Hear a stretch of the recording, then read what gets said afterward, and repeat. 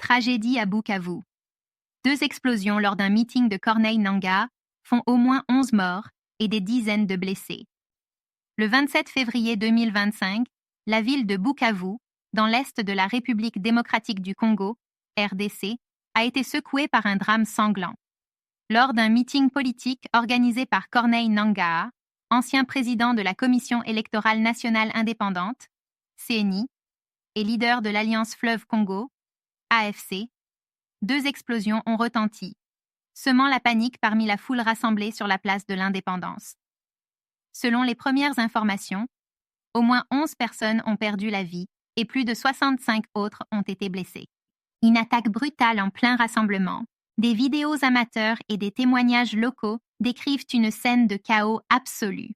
Alors que Corneille Nangaa s'adressait à une foule de milliers de personnes, une première détonation a retenti, suivie rapidement d'une seconde.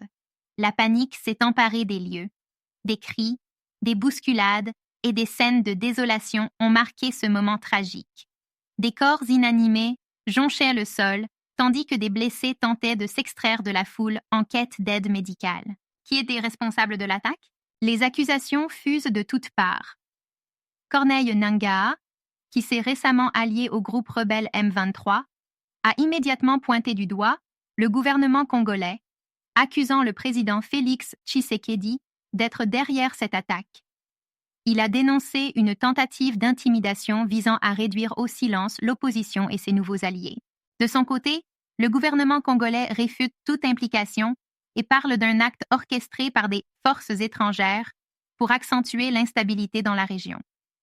Jusqu'à présent, aucune preuve tangible n'a été apportée pour confirmer l'une ou l'autre version des faits. Le M23 et la situation tendue à Bukavu, depuis plusieurs mois, la situation sécuritaire dans l'est de la RDC s'est fortement dégradée. Le M23, un groupe rebelle qui a intensifié ses offensives, est accusé d'être soutenu par le Rwanda, ce que Kigali dément. En janvier 2025, le M23 a pris le contrôle de Goma avant de s'emparer de Bukavu le 16 février, affirmant vouloir instaurer la sécurité et le développement dans la région. Cependant, leurs actions ont provoqué des déplacements massifs de population et une recrudescence des violences.